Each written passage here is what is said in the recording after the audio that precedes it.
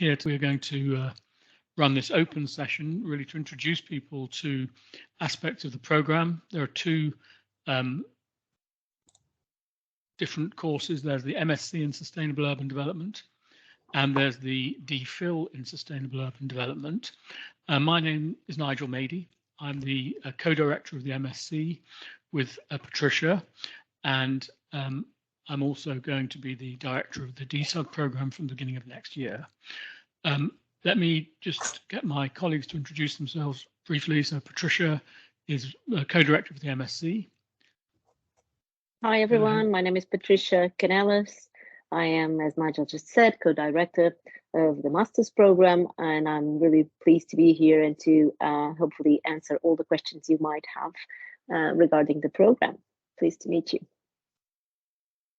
So Vlad, do you want to go next? Yeah, hello everyone. My name is Vlad Mihnenko. I'm Associate Professor of Sustainable Urban Development, and I'm teaching on both master's program and also supervising DPhil students on DPhil program. Okay, thank you, Debbie. Hi there, my name is Debbie Hopkins. I'm an Associate Professor in Human Geography, and I teach between the School of Geography and the Environment and the Sustainable Urban Development Programme. I teach on the Masters in Sustainable Urban Development, and I also supervise DPhils. Thank you. And then Matthew, good to see you. Thank you, Debbie. See you join us. Matthew Hardy is here. Do you want to just say a few words of introduction, Matthew?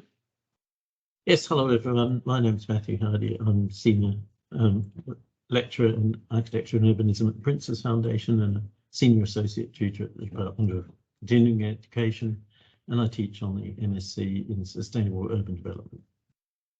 Okay, thank you. So there are 5 members of the academic team here. We'll probably be able to answer any questions you've got, I would guess. I'm going to start just by giving a very short overview of the 2 programs.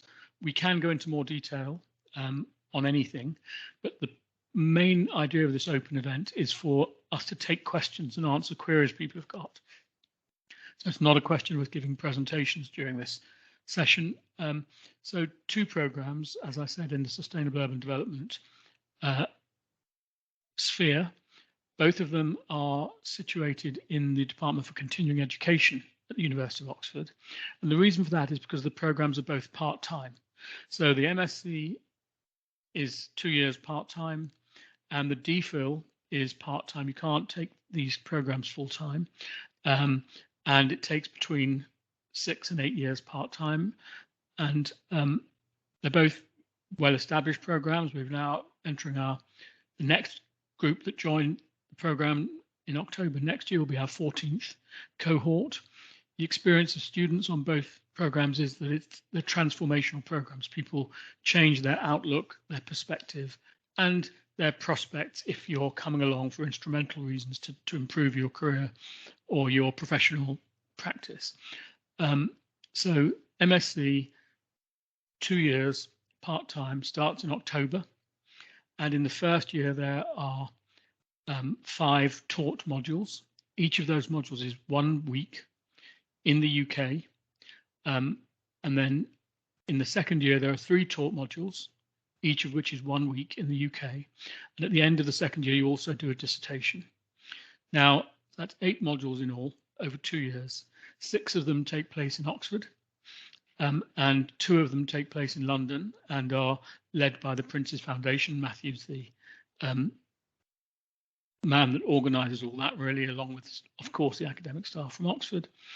And the assessment on the programme is by written essays. There are 7 written essays that go towards your assessment and a dissertation at the end, and that's how the programme is assessed. And that's all I'm going to say for the moment. Others may jump in and expand on what I'm saying. The DPhil is slightly different. So the MSc is cohort-based. So a group of students start, 20 students, let's say, and they go through to the end as a group. The DPhil is not really cohort-based because doing a doctorate is a solitary individual task. So although there is a cohort, and there are 29 students at the moment on the DPhil program at different stages of progress. So there's there's a good camaraderie, and there's a lot of support from your peers and also, of course, from the faculty. But the process of doing a PhD is not based on a cohort that starts at the beginning and ends at the end and has the same classes. So that's all I'm going to say, really. I don't know if anyone else from the team wants to add to what I've said there.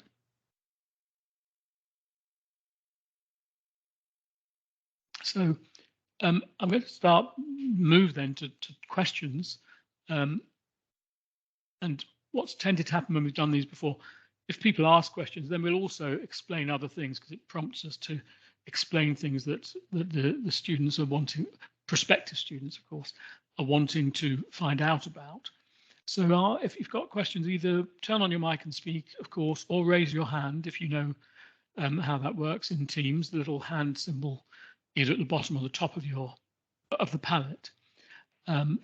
So let's see if I'm not seeing any questions yet. We have one hand from Nina Marie Lister. Okay, please, Nina Marie, go ahead. Thank you, Vlad. Yes, good day. Thanks so much for this helpful session. I'm wondering if you could speak a little bit to the DPhil program. Online, you've indicated 4 to 6 years, and I believe you may have just said that it was 6 to 8 years. So I'm wondering if you could correct and also let me know what proportion of students in this program are finishing within the earlier of that slot, and is it entirely career dependent? Thank you.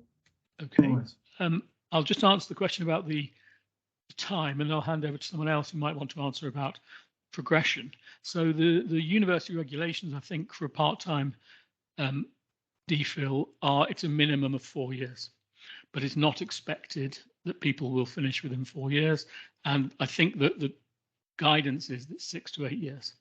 So my experience of PhD and DPhil students, and I've been one myself, is you start thinking, I'm going to finish soon, I'm going to really knock this out of the ballpark.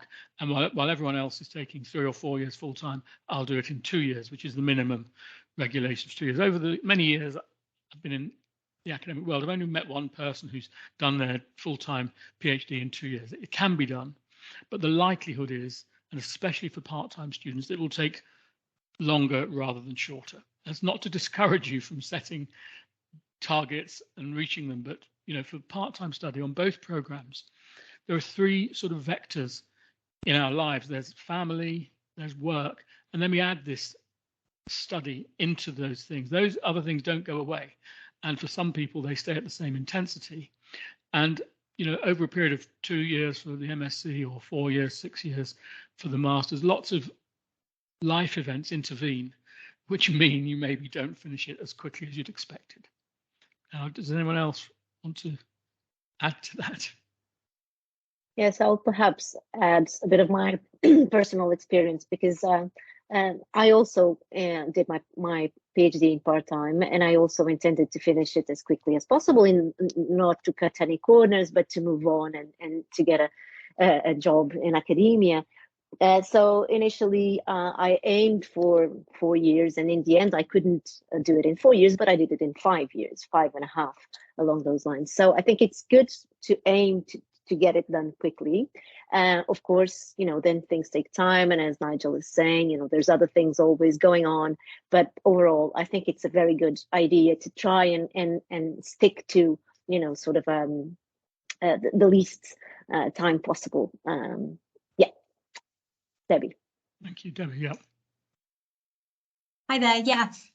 So I think PhDs take the amount of time that they take, and for some people it won't be a desire to do them quickly, and that's okay too. It doesn't need to be completed quickly. For some other people, that's a huge appeal to doing it. So I supervise full-time PhDs, DPhils here in geography, and part-time in continuing education. And actually some of my students that are doing it part-time are actually moving at a faster pace than those who are doing it full-time here in geography. And so some of the students that I supervise do want to complete it as quickly as they are able to within the regulations, and they are working towards that. and their timeline is working very, very well for them. But like I say, not everybody wants to achieve it in that amount of time for a variety of different reasons.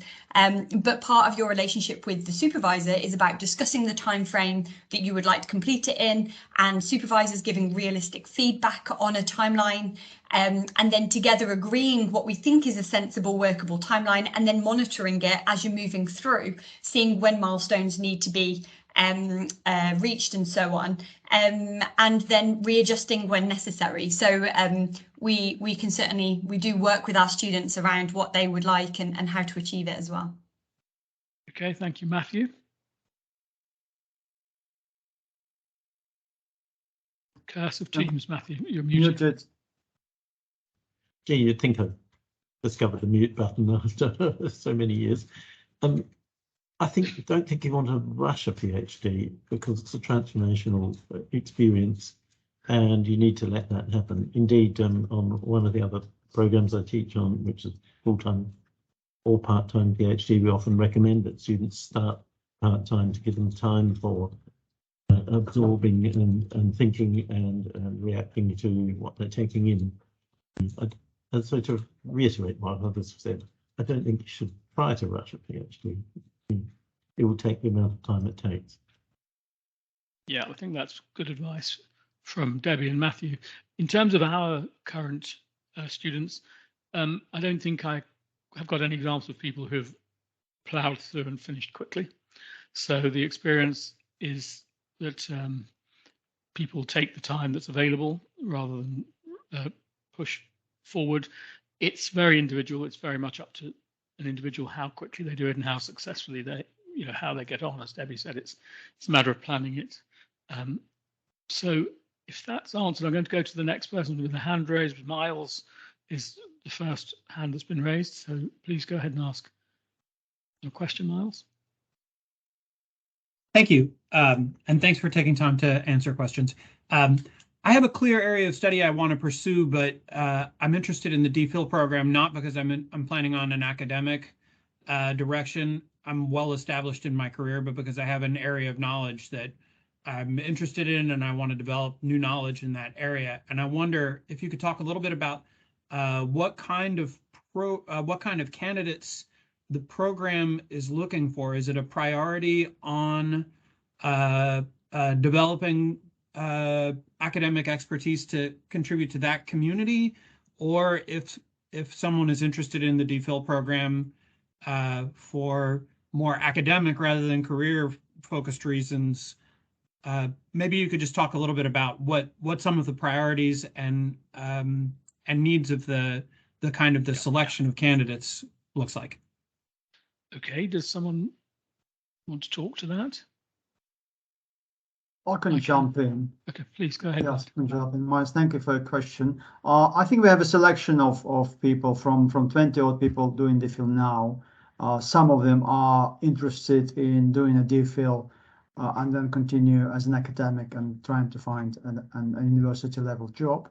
Other people are professionals and experts in various fields who are doing this to career progress in professional life, not in academic life. So we have a selection of people. What the full point is, of course, your project should be about cities, given that it's a sustainable urban development program. I'm sure you've seen the DPhil program's main page, in which we explain what overall parameters of the DSAT or DPhil in sustainable urban development are.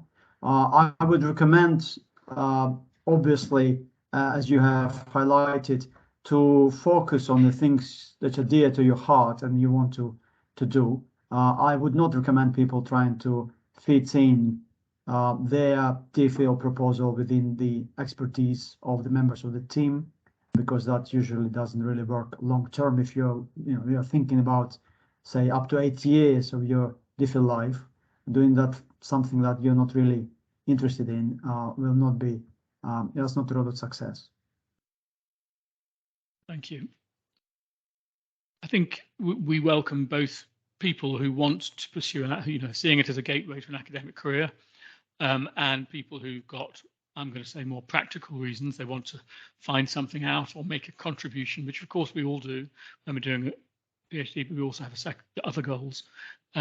So the program is very interested in applications and sort of solutions to the problem of sustainable urban development, and through the PhD program, the DPhil program, that can happen, including for practitioners who are wanting to develop their expertise. So if that's all on that one, I will ask Allegra to unmute and ask the question. Hi, thank you so Hi, much. I'm just wondering, you spoke a little bit about the on-campus requirements for the master's, and then would that translate over to the DPhil as well, and then the continued doctorate work after, or is it a different sort of on-campus requirement? It is a different requirement. Again, does someone else want to talk about that, or shall I mention it? So the university regulations, which have changed a bit and are slightly under flex as a result of experiences of COVID and lockdown. The university regulations for part-time doctoral study are that you need to be in Oxford for 30 days throughout the academic year.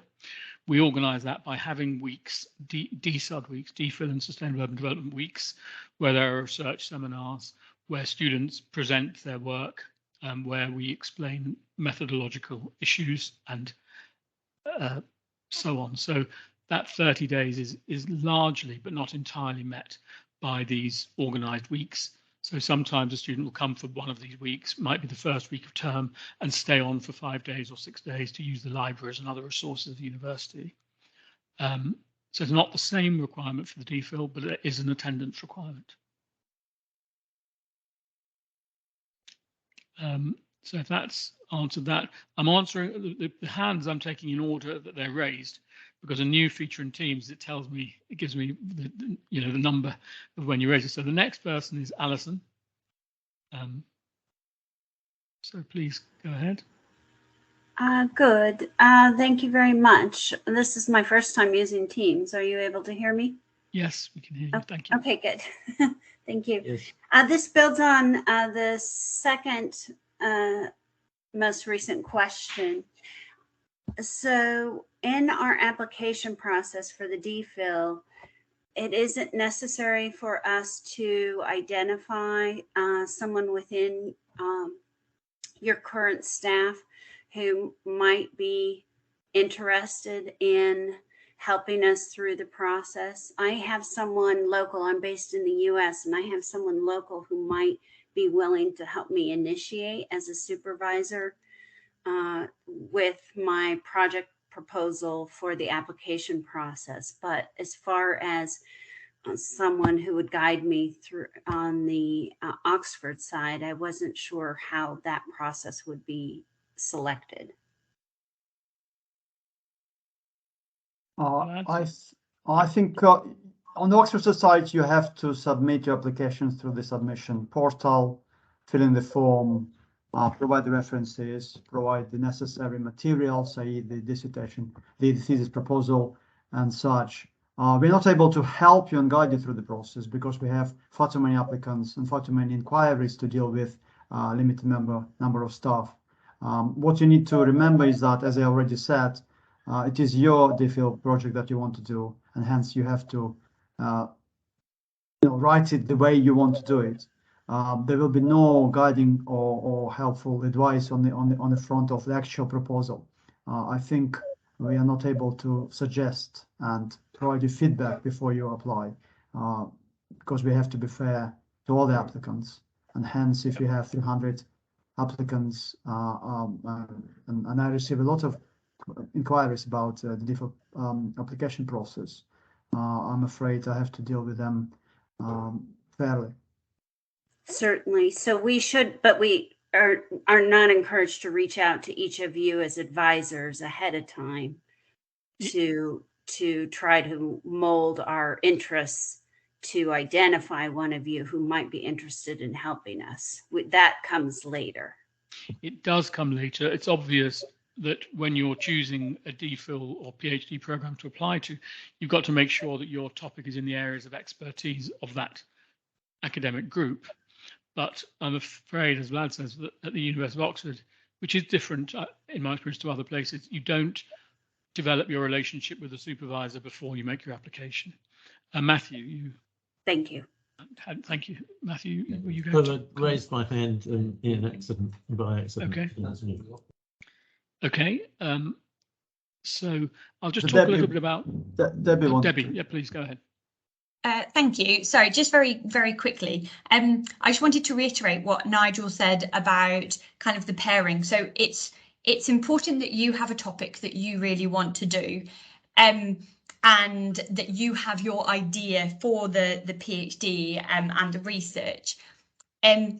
This is really fundamental. I think Vlad said it earlier as well. Rather than trying to necessarily craft some sort of project that fits a supervisor, so you're like, okay, I want to study building retrofit and energy efficiency or something, and you sort of have a bit of a sense of what it is you want to do. Then you look around and you say, okay, which are the key scholars that are doing this type of work? And I think that it's finding that pairing that's really, really important. And then through your application, there needs to be a justification for why us, why Oxford, why the SUD programme, why do we make the most sense? And then through that, you can signal the scholars that you would like to work with and so on. And that's really important. It's really important that we see that you understand your area of scholarship by also aligning with a logical, sensible potential supervisor. This is different to some other institutions, and I appreciate that there are all sorts of very important interpersonality type of connections that are critical for a successful relationship. But unfortunately, this is just sort of the way that it is structured here. And as Vlad said, it just wouldn't be fair to handpick some people to help them with their proposals and not others.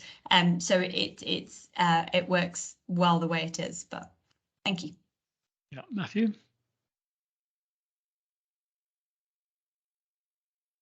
Mute. No. The key thing is to show, as Debbie says, a justification for why you want to do the DPhil and particularly with Oxford and so on. But bearing in mind that you really need to prepare a proposal that's something you're interested in doing and that is clearly embedded in literature which is up to date.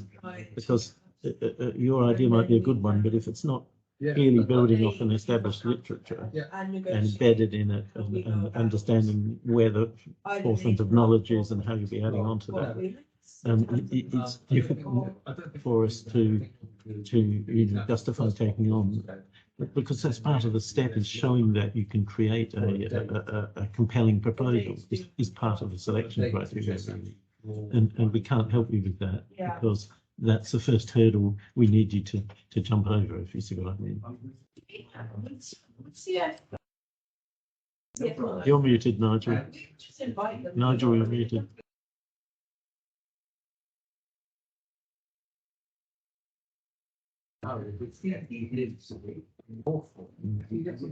Still muted, Nigel. Can you hear me now? Oh, yeah. Yes. Yeah. I think the headset may have gone dead. What I was saying, good advice from Matthew, Vlad and Debbie. I'll just talk a little bit about the process. After you make the application, when the application is complete, it's then reviewed by the academic team and successful applicants are invited to interview. Now this applies to the MSc and the DPhil. Every student who's admitted to the course has an interview. These interviews are online, they're on Teams, and the interview has two academics and the applicant candidate. And if you're offered an interview, that will be arranged at a convenient time. And then the decision after that interview is communicated to you within 6 weeks. So everyone has an interview, and that's a point when some of these points that we were just discussing maybe will be explored about the ability to supervise. If people make applications for the DPhil that we can't supervise, but we simply, it's outside the field that we can help, then you won't get an interview, and of course you'll be advised you're unsuccessful. And in order to proceed to the point where your application is considered by the SUD team, Sustainable Urban Development team, and the application has to be complete. And complete means when all the elements of the application have been submitted, and this is all set out clearly on the graduate admissions website, along with a minimum of 2 references before you're offered an interview, before your application is reviewed. If you're invited to interview, we require the 3rd reference to be submitted before the interview. So that's just some procedural information. I'll give you more as we go through, but I think we'll move to the next question. It's Katrine or Katrina. So please go ahead with your question. Hi, good morning. Katrina. For the master's program, can you just touch upon the makeup of students in each class in terms of what careers they've had, their backgrounds, stages of their careers, and countries they're from? That would be great to learn about. Thank you.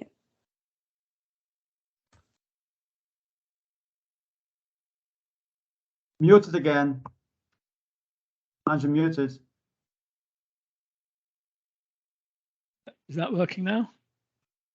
Yeah. Okay, great. I'm trying to move back the headset because this room's a very echoey room. So does anyone want to answer that question about the background? Yes, happy to jump in. Please. Well, I've been involved with the programme since the very beginning and seen the nearly 200 students go through. And I suppose my general impression of them is that they're at some turning point in their career or wanting to make some sort of turning point in their career, either to step up in their current organisation or to launch themselves on a new career path or change jobs, that sort of thing. That said, we have some students who are really fresh out of their undergraduate studies. Some of them have done extremely well and gone on to do DPhils. And similarly, we've had some students who are older than me. So really, it's and that's quite old, I can tell you. So really, and I think what makes it so rewarding to teach on this program is the incredible mix of students' backgrounds and experiences that we bring from all around the world, and how they react and respond to each other in class, and to a certain extent, I think it's fair to say, learn from each other as worldviews, experience of different countries, different kind of sectors. So yeah, to sum up, I think there's no, we're open to all colours, and we encourage applications, from people from all sorts of backgrounds. Thank you. Anyone else want to add to that? I think we've had students from literally all over the world, not every country in the world. Most years we have people from all the different continents, apart perhaps from Antarctica. So yeah, it's a very diverse cohort. I mean, the cohort effect, the working with your peers, is as important as the formal teaching. And that's really a message I've got many times over from the students. So to add to that, Nigel, I think it's really, it's really good to see that the students are hanging around together after class, or organising things, have their own discussion groups offline, and generally build up into a sort of closely knit group as a cohort too. So I'm going to move on to. Please, go ahead. Yes, I'll perhaps add something.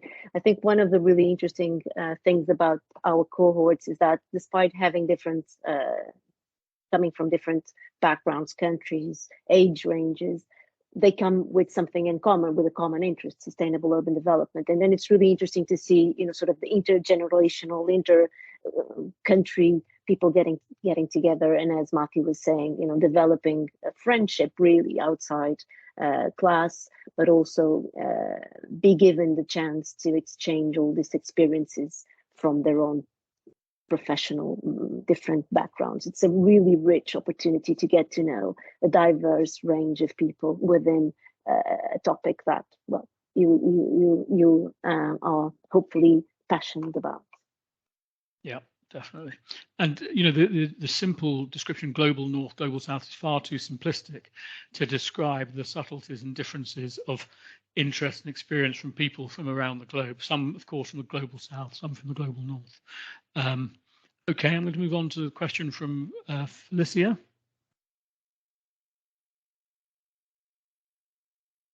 Hi, hello, can you hear me? Yes, great. Yep. Thanks for putting this on. It's been really helpful, especially for me. And Nigel said it earlier. So just I'm curious about,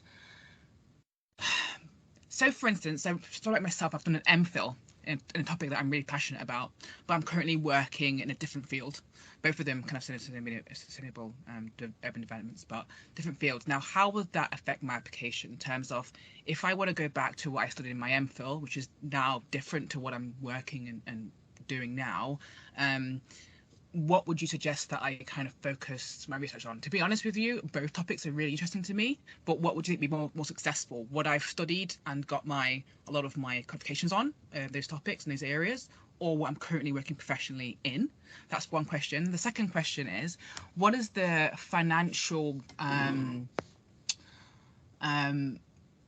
what students are funding this privately, and kind of how many students are funding this through other companies, and what percentage are funded it by scholarships? I'd be curious to know the kind of different setup of that, because yeah, mine might be a mix of all three maybe. Yeah. Well, over time, we've had various scholarships. There's always a program scholarship. A quick question, sorry, Felicia, are you talking about the DPhil or the MSc? Sorry, the DPhil. DPhil, yeah, okay. So I think we've probably got less funding for the DPhil over the years. There are something called the Clarendon Scholarship, which is a university-wide scholarship, which is available to DSUD and MSUD applications. And some students are sponsored by their company or their organization. Some are self-funded, but we don't have as many scholarships as we would like. That's something we spend a lot of time working on. And over the years, we have had various scholarships come through, and students that are sponsored by companies who we work with. But the majority of students, I'm going to say, on the DPhil are probably self-funding in one way or another. Just looking for confirmation of that, maybe from Vlad or Debbie. I think that there are a range of there's a range of funding sort of nationally. So some students find kind of pockets of money. So it might not be that they're funded by a particular sort of big scholarship, like a Commonwealth or anything like that, but they're funded by sort of smaller. And that does mean that it's slightly more piecemeal, and there's sort of ongoing applications and so on. But actually across full-time and part-time DPhil study and the students that I supervise, there's a number of them that have kind of quite complex arrangements of a little bit of employer funding, a little bit of self-funding, a little bit of scholarship, and so on, and kind of package all of that together to make it work. In terms of the first part of your question and the topic, I really want to go back to what I said before, and what Vlad said is really it has to be the topic that you want to do, and the fact that you could do something on what you studied and you could do something on what you employ. I mean, it's not our place to say which of those makes sense. It's got to be a topic that you want to do, that you're like, yes, oh, I find this so interesting. And I know, as somebody that gets interested by absolutely everything and has to constantly rein myself back, I can appreciate how you could be interested in multiple things. But ultimately, it's about kind of thinking through the literatures. What literatures do you want to engage with? They might be similar in some literatures, they might be quite different in literatures, but similar in case, or I don't know, but it's about working through all of that, and that's really important, rather than necessarily which one we think would work. And I think I can probably speak for all of us when I say I get hundreds of emails from students wanting me to tell them what topic to do. And they all get the same response, which is just not my place to tell them what to do. They need to come to me with ideas, well, actually to the program with ideas, right? And that's the only way this can really work. Thank you very much. It makes a lot of sense. Yeah, in the UK, you can, just to add, in the UK on jobs.ac UK website, you can find sometimes PhD scholarships which are tied to a particular research project that an academic, established academic is doing, has got funding to hire, say 1, 2, 3 doctoral students to work on that project. So in that particular very rare case in which you will have full funding for doing something, but that will be a project that is not of your kind of choosing. But in any other case, it's up to you what you want to do. And it's very rare these days to expect to find funding for a doctoral degree. Yeah, there is a fees and funding scholarship search on the graduate website, so that's one of the first places to start. And just to mention that if you want to look at Oxford University funding, whatever is available, you need to apply for the next admissions deadlines in November and in January. Yeah, after 20th that, of January. Yeah, it's the last application deadline if you want to add, looking for funding within the Oxford system. After that, all the applications will not be able to apply for any funding. Yeah, so the next application date is the 11th of November, Friday the 11th of November. The one after that is Friday the 20th of January. And that's the last application date if you're applying for Oxford University funding. So if you make an application after the January deadline, it just moves to the next deadline. Or after the 11th of November deadline, it moves to the next deadline. But after the 20th of January, it won't be considered for funding. Okay, the next hand that's raised, I'm doing these in strict order, as I said, is Hiran. So please go ahead.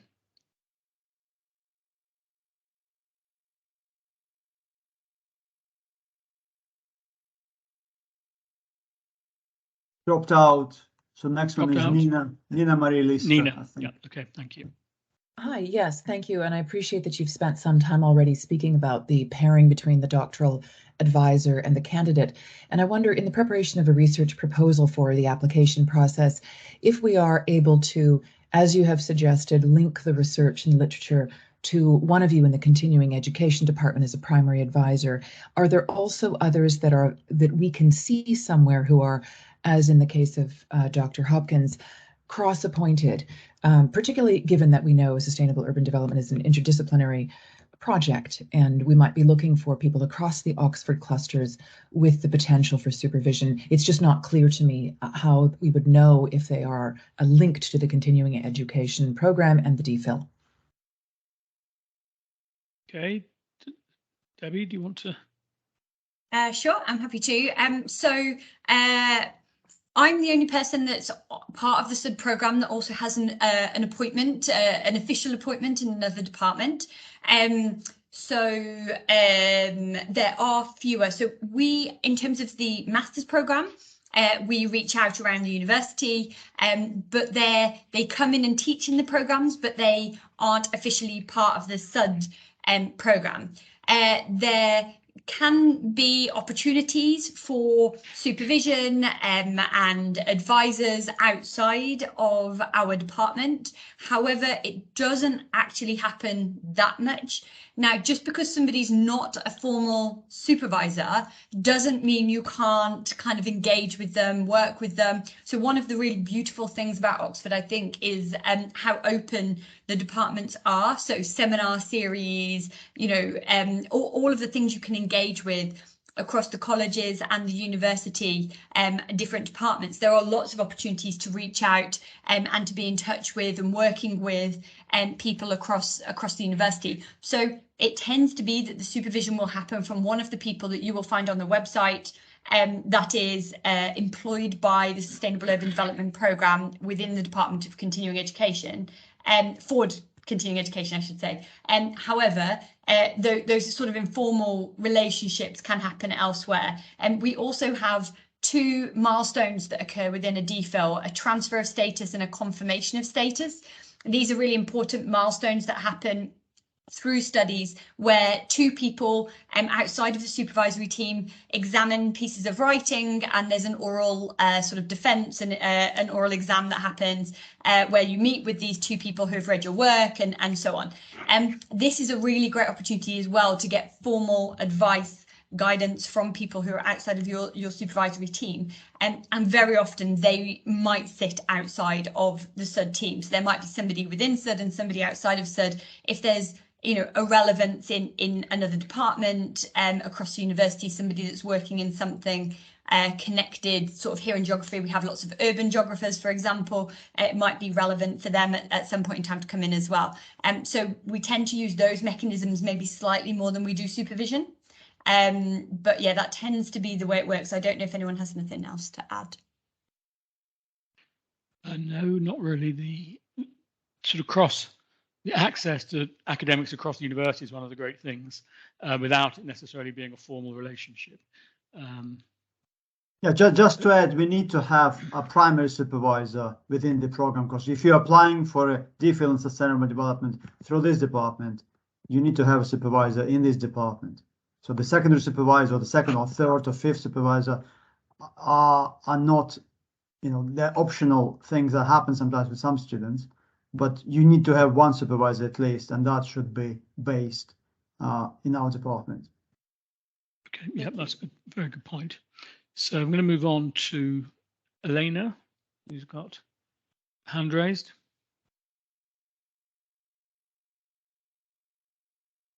Hi, good afternoon. Thanks a lot Hi. for taking the time. So my question is with regards to the master's program. I'm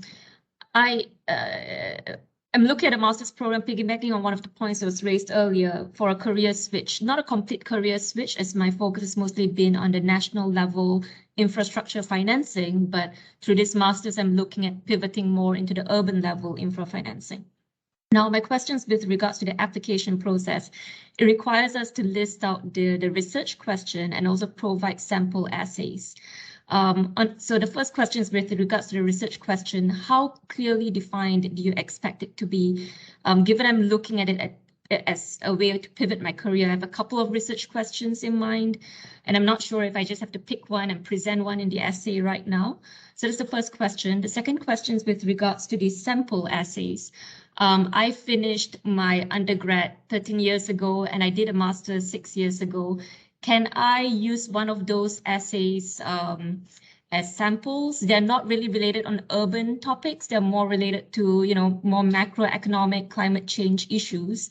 I'm not sure if they will be applicable for the submission. Thanks. Okay, let me deal with the second question first.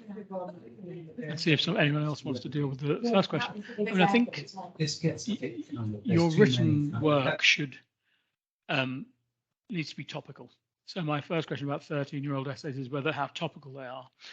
So if you put in a climate change, whatever the state of the art was in your undergraduate days on climate change, it may come across as not being out of date, and that would not serve your case well. If you do submit those, I'd certainly make sure they're very clearly labeled as what they were and when they were written, so the people assessing your application are clear about what's happening. And you should probably write some new stuff, either from your work, if it's relevant, or very often students do write, original, generate new work which they submit for their written pieces in the application. Now, does someone else want to talk to that first question about the career switching? Well, I wasn't sure about the research question. Do we require a research question being given during the application process? I'm not sure I got that one.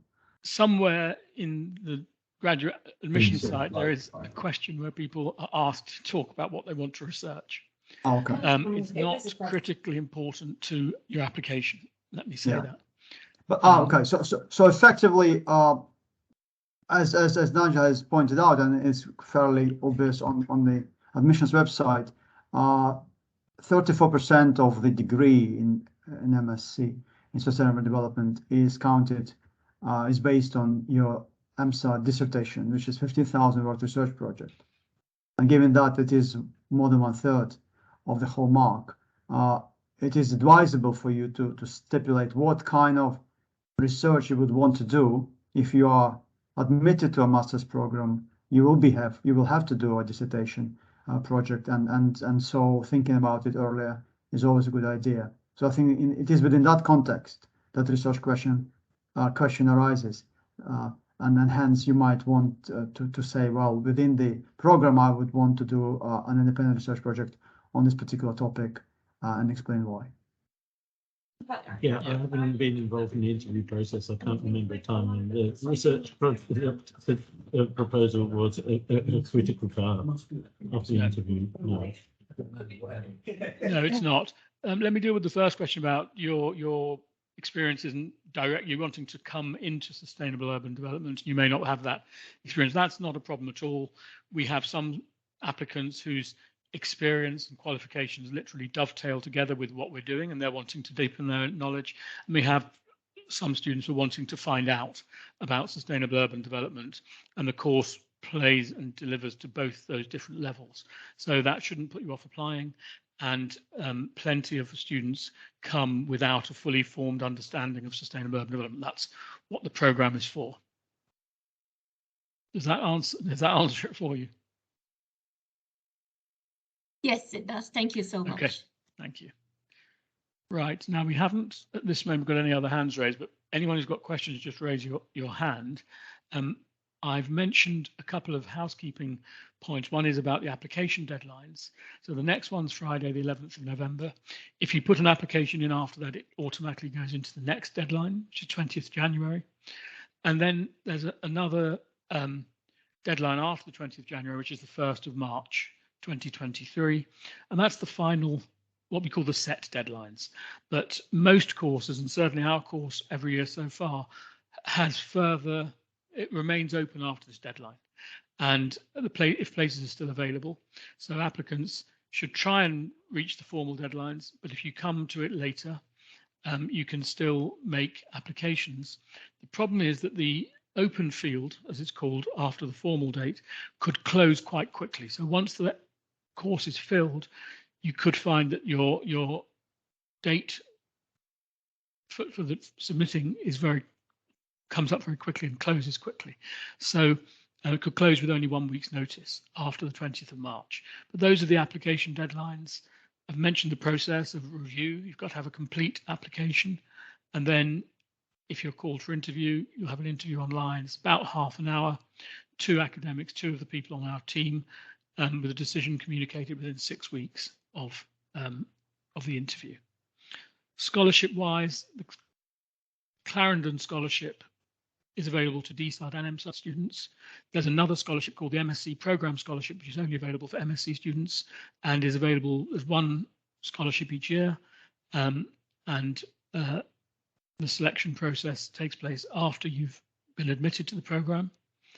And the scholarship decisions in the university are typically announced during May, mid-May typically. So that's some housekeeping information. I don't know if anyone else, if there are other things I've missed, and there's still time for people who want to raise their hand. Felicia, have you got the hand raised?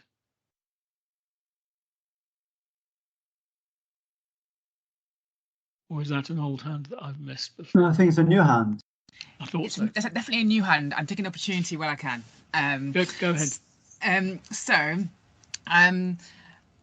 In some cases, when you start a PhD, in the first, if you decide to do 2 years or a year, you kind of come out sometimes with an MRes. Is that situation here also, or is the if you shaking heads? Okay, that's the question. No, it's not. So those courses are very specifically designed to have a first year of research preparation. MRes is a research preparation master's, and then lead you into the PhD. Yeah, usually called 1+3. Yeah, 1+3. Yeah. So that our course is not structured like that. I see other hands raised, but Arundhati.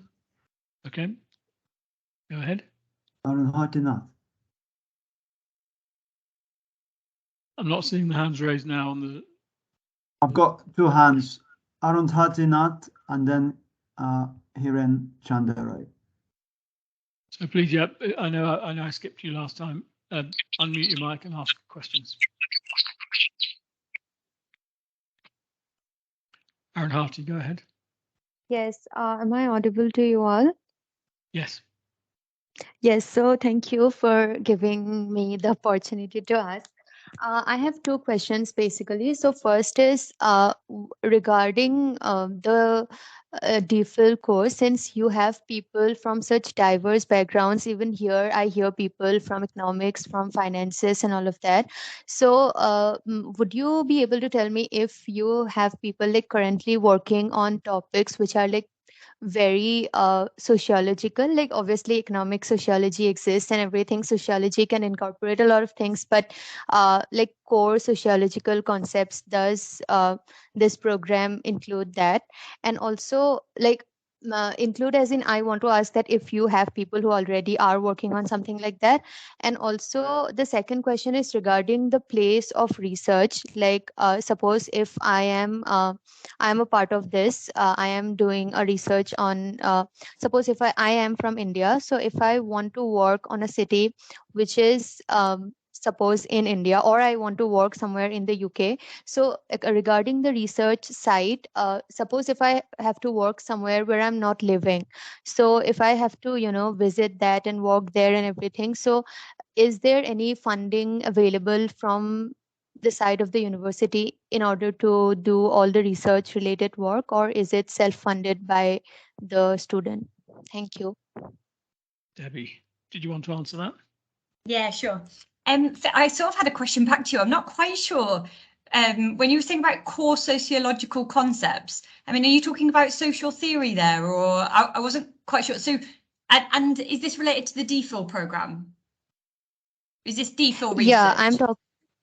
Yeah, I'm talking about DPhil research. Like, for example, if I am talking of concepts like, for example, gentrification, which is related to urban issues, but like, I don't know. Okay, so I can assure you that our students, I mean, this is a DPhil, right? I mean, our master students as well. There is across Oxford, there is an expectation that our students are engaging with theory, are engaging with philosophical concepts, and part of this, not everything, but part of this for the masters, but also for the DPhil, will include social theory. Now, the degree to which, ideas like gentrification, concepts like gentrification, 100%, it could be going as far as kind of continental philosophy. However, that will depend on the student, depend on, the project and everything else. But 100%, you can't do a DPhil without engaging with core sort of theoretical and philosophical concepts and ideas, working with these, it can never just be an empirical case. I'm not meaning to diminish empirical cases at all, but it is fundamental to the way that DPhil study is constructed that all of our students will be engaging with ideas, and many of those will be sociological ideas. However we think of sociological. So I think that's really important. In terms of the funding, so some colleges do have funding to support research travel and research expenses. So it will depend, all of the colleges are a little bit different. So some colleges will have more funding than other colleges, but most of them have some offering that you can apply for. They're small amounts of money, but they could probably help do some travel for some research purposes. Scholarships will sometimes cover some research funding, but it will depend on individual student contexts of where they're funded by. There's also many opportunities to apply for sort of small grants that can help to cover bits of these costs as well. So it depends on the makeup of the funding for the particular student. Yeah, Okay, I know there are two questions, Nigel. Just to add to Debbie's, for the people here online thinking about a doctoral program, I think the sort of rule, the easiest way for me to describe what we're looking at, it has to be with cities, and probably the easiest way to associate yourself with would be with human geography rather than sociology, economics, or anything else. So nobody studies sustainable development in school. So there is no such subject area in your secondary school, or even probably BA degree. But if you're thinking what sort of DPhil this is, I think human geography is probably the closest cognate discipline to us. And of course, human geography covers sociology, economics, and all those things Vlad mentioned. So it's just in a spatial context. We could get into a bit of a debate about what all of these disciplines are and what a discipline is, and yeah. Okay, we're coming to the last few minutes, but Hiran, you've got your hand raised, so please go ahead. Hiran? Do you want the person to was unmute? unable to. Yeah, come in. Maybe your system's not Showing working. us muted. Yeah. Yeah, he's saying someone needs to unmute him. Well, I can try it. I can try and unmute him, of course. Because I can't do it. I don't think that's one of the options. Hiran, we'll leave you for a second. Let's get the second hand that's raised. Abu Bakar, please go ahead.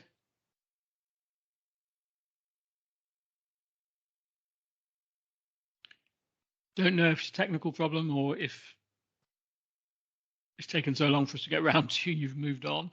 Either of you, by all means, unmute. I heard Abu Bakar momentarily. Yeah.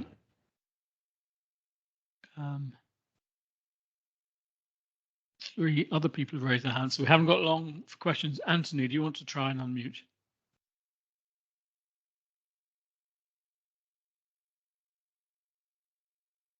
Nigel, I think we need to make them presenters in order for them to unmute. Okay, let me try that. So Hiran, I'm going to make you a presenter and see if then you can unmute. Yeah, hi. Okay, Sorry about that. Yeah. Okay. So I had a very peculiar question in terms of I wanted to understand whether you have any open days where we can come down and meet the current DPhil students or attend a lecture or two, as well as if that can be done before the next deadline, which is in Jan somewhere, where you have sufficient time. Because that's a lot of commitment for both the sides, right, from the college as well as from us.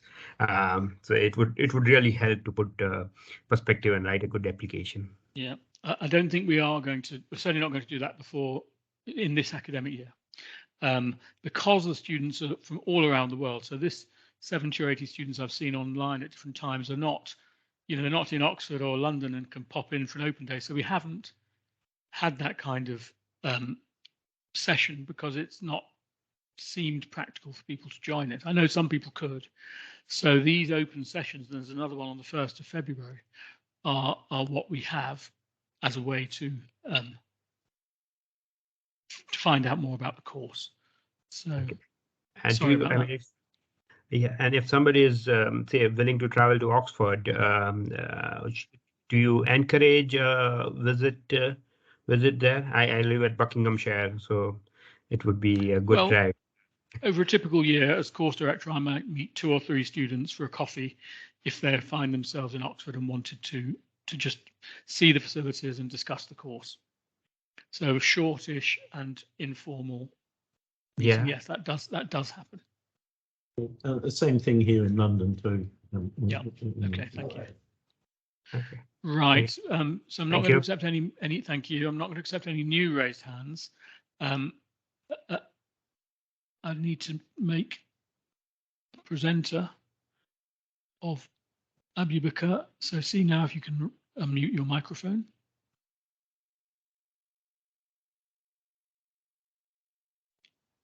Yeah, Abu Bakar, if you can unmute yourself, just click on the microphone symbol to be able to speak. Because now you should be able to do that. No. So Anthony, do you want to try and unmute?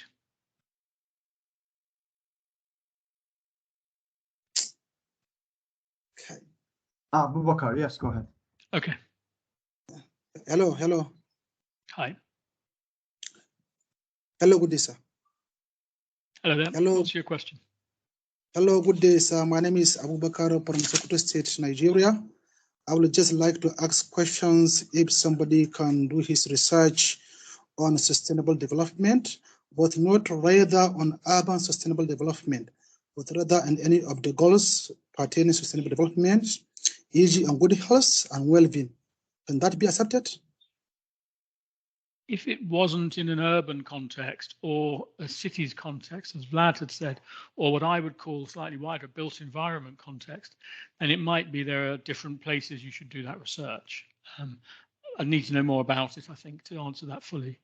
But you know, there are sustainable development programs which are more about what I'm going to call international development without the urban cities built environment dimension, which may be better. It does depend on the details of your research. So that's what I'd say to that. I'm not going to go through where you could do it, but there's plenty of world-leading places in the UK where you could do more general sustainable development research.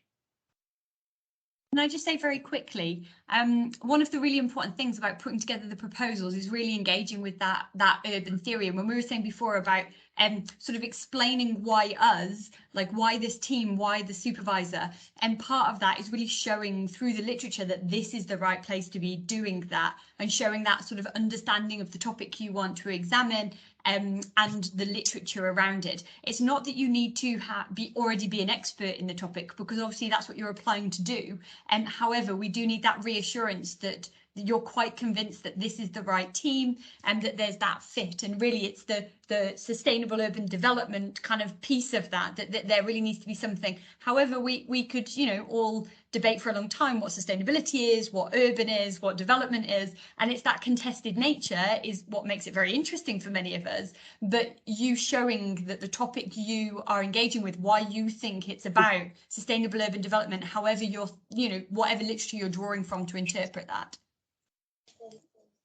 Okay. Now, Anthony, did you want to speak, ask a question? I think Anthony has lowered the hand. Yeah, Mariana was next. I think Mariana is the last. Okay, yeah, go ahead. Mariana Batista.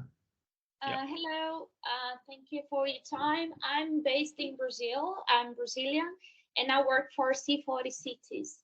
And my plan was actually try to live in Oxford working for C40, but I just discovered that you cannot sponsor a student's visa. So I was wondering if there would be a possibility for you to sponsor this student visa so I could work part-time for C40 while doing this master's instead of coming back to Brazil and going there to study. That's it, thank you. I don't know the full answer to that. I know that the visas we can help with are visas for people to come and study, not visas for people to come and work. You could just email Sarah at the end, she'll answer that more fully, or put you in touch with the department of the university that deals with that. But I'm going to say I think it probably isn't possible. Okay, thank you. Okay. I think that student visas do allow work, don't they? So I think, but it's probably well above my pay grade to know what these how these visas work. It's too complicated for us, and as far as I know, the student visa allow you to work part-time, but apparently this course specifically just sponsor the visitor's visa. That's the thing. That's what I think. Okay, we've got one more question, which is let me see if I need to make you a presenter. Now, Eric Kusari. So go ahead. Hello, everyone. I'm Era. I'm coming from Indonesia. I'm just finished my master a year ago, and then I plan to continue my PhD. And then I saw the website of Oxford. It's interesting program, which is in sustainable development program. And then I write my research in education sector about the development education in my country. And then the question is, if I'm joining Oxford program, it will be allowed to go back to my country to collect the data for that during my study. I mean, if I need to fly to Oxford, and then maybe I need few time to fly back to Indonesia to collect the data for my research? Yeah, Would well, you know that? it's a part-time program. So you'll probably be living in Uh-huh. Indonesia anyway and coming to Oxford occasionally rather than the other way around. But for Mhm. DPhils throughout the university and throughout the UK, it's very common for students to go and do field work. There are various risk assessments and other things that need to be dealt with and complied with, but many students go and work and collect information around the world. Oh, Okay. thank you. But is it the scholarship are available for part-time students as well? Well, the scholarship question we've discussed, they're hard to get scholarships for part-time DPhil study. They are available. There's the Clarendon Scholarship from the university, which is open to all admitted students, including DPhils. But yeah, you definitely need to look into funding as part of the process of applying. And it is a an area where we wish we could offer more funding. Okay, I'm going to wrap the session up. I'm going to thank, of course, all of the prospective students who've taken the time and trouble to come and showing an interest in our program. I want to thank my colleagues, Patricia, Debbie, Vlad, and Matthew. And I want to, of course, thank Sarah Cox, who organises the whole thing and keeps the program running. Now, Sarah has recorded this session and will post a link to the session afterwards. And she'll email everyone who's attended with the FAQ and the link to the recording if you want to look back, details of the deadlines and so on. And there'll be another open event on the 1st of February 2023, which if you haven't got all the answers you need, you're welcome to join that. So I'm going to draw the session to an end. I'm going to thank you all for taking part. And I'd encourage you to apply, of course, and wish you good luck if you do apply to the course, to either of the courses. Thanks a lot.